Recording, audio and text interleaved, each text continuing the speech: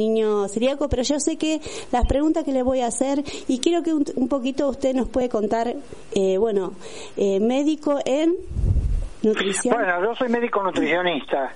Uh-huh. ¿Y dónde se especializó? Cuénteme, yo un poquito su currículum ya lo leí, pero quisiera que usted... Bien. Bueno, soy me gusta. Egresado de la Universidad de Buenos Aires, donde hice también la especialidad de médico nutricionista universitario. Después tuve práctica hospitalaria, me formé como nutricionista en el Hospital Ramón Mejía y he sido después presidente de la Sociedad Argentina de Obesidad, que actualmente he retomado el cargo. He presidido la Federación Latinoamericana de Sociedades de Obesidad y me dedico a la docencia y también a la asistencia de mis pacientes. Bueno. Es un poco resumidamente el currículum de mi currículum. Bueno, muchas gracias, Doc. Y bueno, va la primera pregunta, que ya más o menos ya tiene idea de lo que le quería preguntar. La primera pregunta es, ¿qué diferencias se encuentran entre el significado alimento y producto alimentario? Para que nos dé... Sí, bueno, de alguna forma esa es una terminología que utiliza la nutrición. Yo propongo, en lugar de producto alimentario, me parece más simple la palabra comestible, porque si bien los alimentos son aquellos componentes de la nutrición que son provistos por la naturaleza. Reservaría esa terminología para aquello que la naturaleza nos da espontáneamente, y guardaría el de producto alimentario, o también como comestible, todo aquello que nosotros podemos ingerir, pero que puede tener algún elemento de la nutrición, pero que no es un alimento propiamente dicho, sino que está elaborado y fabricado artificialmente, ¿no? O sea que no responde al diseño de la naturaleza. Esto es importante porque cuando uno va transitando desde una alimentación simple, basada en alimentos naturales, hacia una alimentación artificial, va modificando el funcionamiento del organismo de una manera insensible pero continua, y después de muchos años de esta práctica se empiezan a ver los efectos. Mirá qué interesante. Doctor, siguiendo con esto, ¿en qué clase de alimentos se podría decir que estaríamos bien nutridos, ¿no? Para poder llegar al tema de que, ¿cómo poner la pregunta, la siguiente en esta?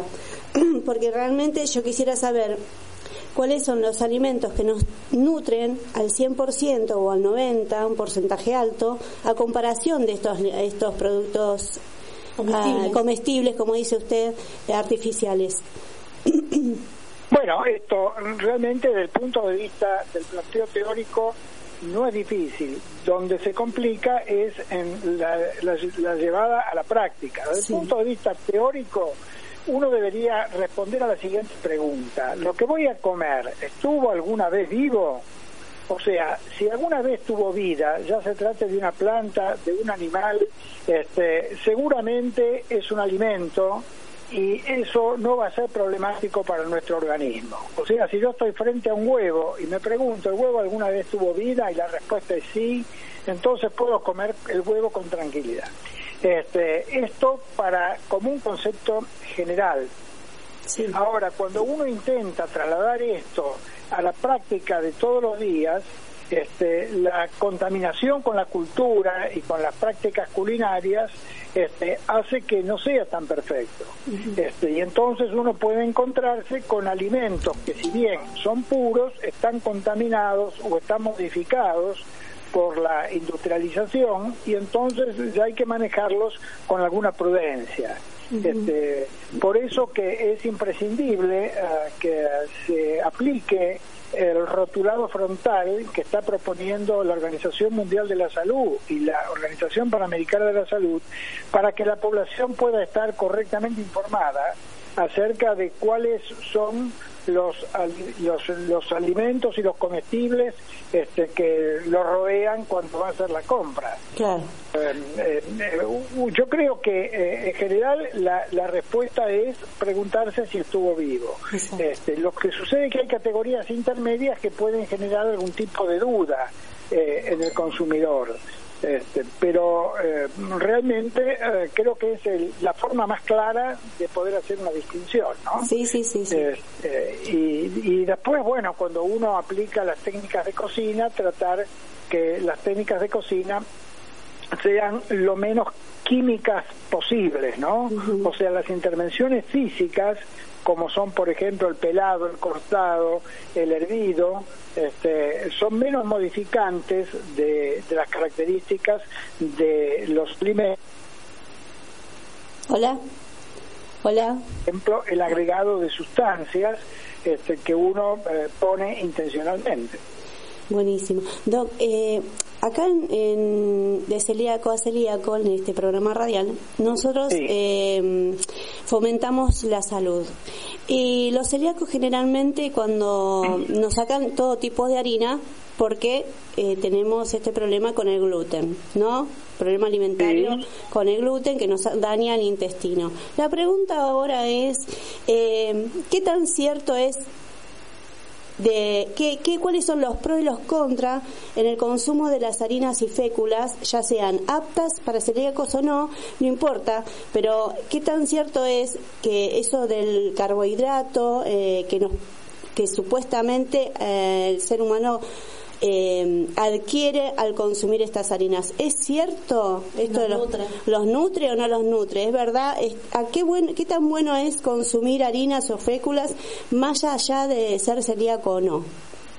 Bueno, eso yo creo que hay que ponerlo adentro de un escenario. Entonces, la respuesta varía según cuál sea el escenario en el cual se está desenvolviendo el individuo. Uh-huh. Nosotros en el escenario nuestro, digamos, qué sé yo, por ejemplo, la población urbana de Buenos Aires y Gran Buenos Aires en general, podemos prescindir del consumo de harinas, porque las harinas en general lo que hacen es aumentar de gran forma la participación de carbohidratos en la alimentación, y los carbohidratos realmente tienen una función nutritiva que es secundaria. Uh-huh. Entonces es como que son elementos prescindibles, y tal vez es mejor sustituirlos por otros, o tal vez directamente no consumirlos, a menos que haya alguna buena razón para que esto sea indicado. Pero esto es una indicación que tiene que ver con una prescripción de tipo profesional. Claro. En general, la visión es que nuestra población está como sobrecargada de carbohidratos en la alimentación, y entonces la reducción de los carbohidratos podría generar algún beneficio, ya que la población en su conjunto se está encaminando hacia una ganancia de peso que es inconveniente. Entonces, cuando uno hace un análisis y ve cuáles son los componentes alimentarios prescindibles, llega a la conclusión de que los carbohidratos son los primeros que deberían ser suprimidos para tratar de contrarrestar esta tendencia a la ganancia de peso que estamos teniendo todos, ¿no? Sí. Tanto los que están ya en la categoría de excedidos de peso, que suman alrededor del 60% de la población adulta, hasta los que están en la categoría de normopeso, pero aún teniendo un peso normal, es un peso superior al que tenían algunas décadas atrás. Uh-huh. O sea que hay un corrimiento de todo el conjunto de la población hacia un nivel más alto de peso corporal. Sí, se entiende perfecto. Doctor, la siguiente pregunta, aparte de esto, es...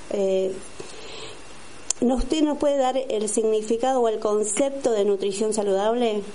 para decirle a la población, porque esto está muy tergiversado, se podría decir, el concepto de nutrición saludable. Ellos piensan que una nutrición saludable es cocinar en tu casa.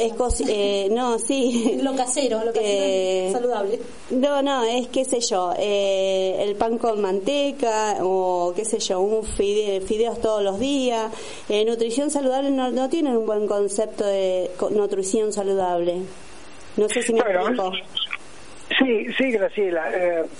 Lo que sucede es que yo creo que caemos un poco en la pregunta anterior. Esto depende del escenario. Bien. ¿A qué persona nos estamos refiriendo? En general, lo que la Organización Mundial de la Salud recomienda es que cuando las preparaciones alimentarias, las preparaciones culinarias tienen algún grado de complejidad, que estas sean preparaciones de tipo caseras. Porque el principal inconveniente que estamos teniendo es la gran cantidad de productos químicos que son agregados en el proceso de industrialización de las comidas.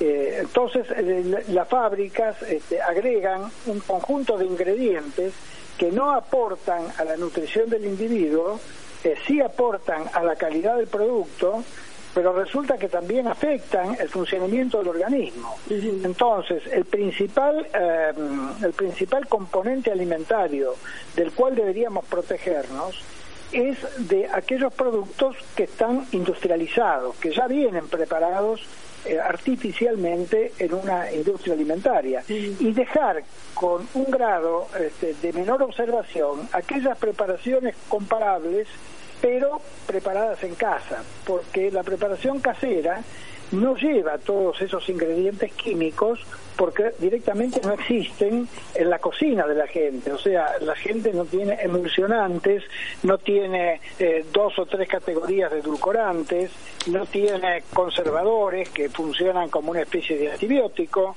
Es decir, todo eso nosotros no lo usamos en la cocina doméstica. Entonces, el nivel de inconveniencia de una preparación casera es mucho menor que cuando esa preparación está hecha en una industria. Ahora, cuando vamos a la preparación casera, yo diría que como regla general, para aquellas poblaciones donde la ganancia de peso es un fantasma y es una amenaza, tratar de disminuir todos los agregados intencionales y tratar de ir pasándose del consumo de comidas que son complejas porque llevan ingredientes al consumo de alimentos que son simples y que son mejor controlables, mejor controlados. Entonces, no es lo mismo comer, por ejemplo, una carne al horno que comer esa misma carne combinada con vegetales,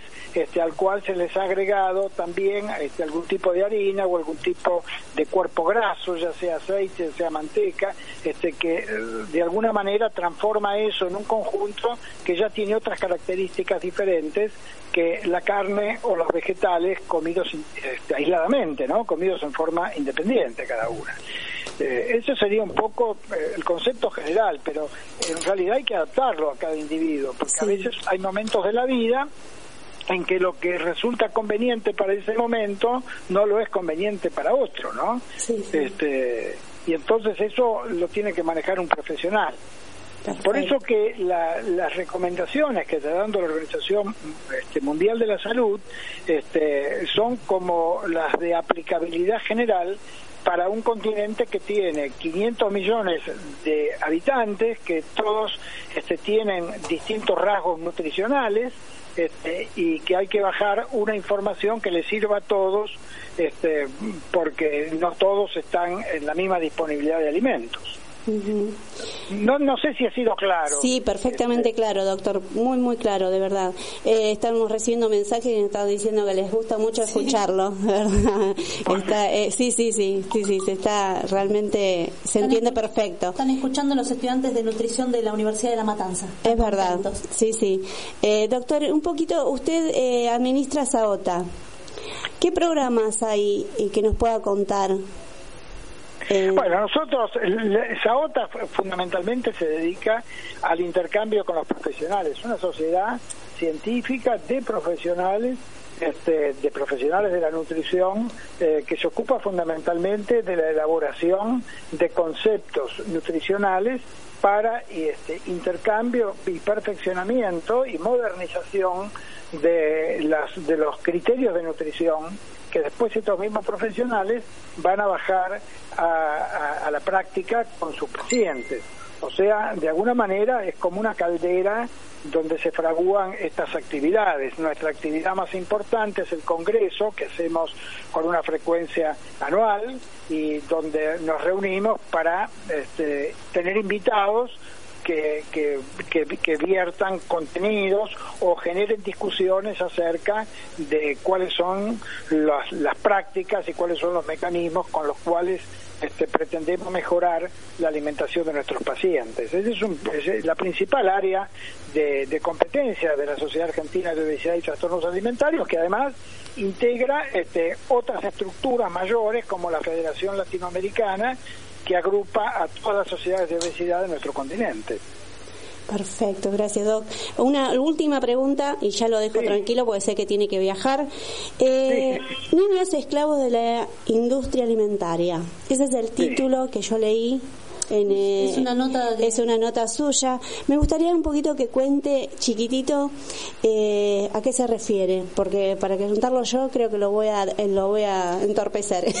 Hay muchísimas claro, la industria alimentaria es muy poderosa en todas partes del mundo, pero bueno, especialmente en aquellas donde ha tenido más desarrollo.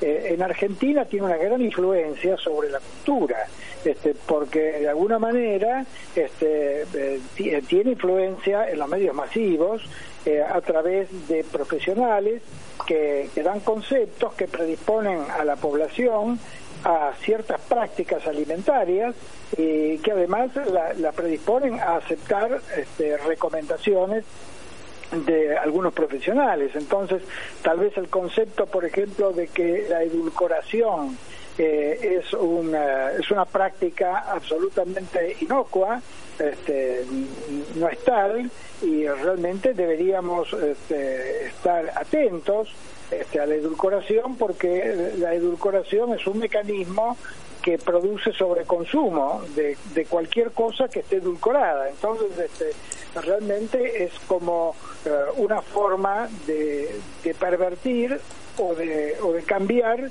nuestra sensorialidad hacia una sensorialidad que impulsa un mayor consumo. Bueno, eso realmente es un área donde uno no escucha muchos comentarios en los medios masivos, y la población está absolutamente desprevenida e incluso prefiere los productos edulcorados artificialmente con edulcorantes químicos, que aquellos edulcorados con azúcar, que también tienen su inconveniente. Pero quiero decir que hay como una desaprensión hacia ciertos componentes de la alimentación rutinaria de todos los días, no de la excepcional, sino de la que ocurre todos los días. Todo este mecanismo de información a la población está muy fuertemente influenciado por la industria alimentaria, que es el que tiene los recursos económicos como para poder estar en los medios de manera explícita haciendo propaganda formal o de manera encubierta a través de distintos profesionales que hacen comentarios que van de alguna manera cambiando los criterios de la cultura. Sí, de hecho en algunos países le han puesto un límite en la publicidad de alimentos chatarra, se podría, para decirlo más claro,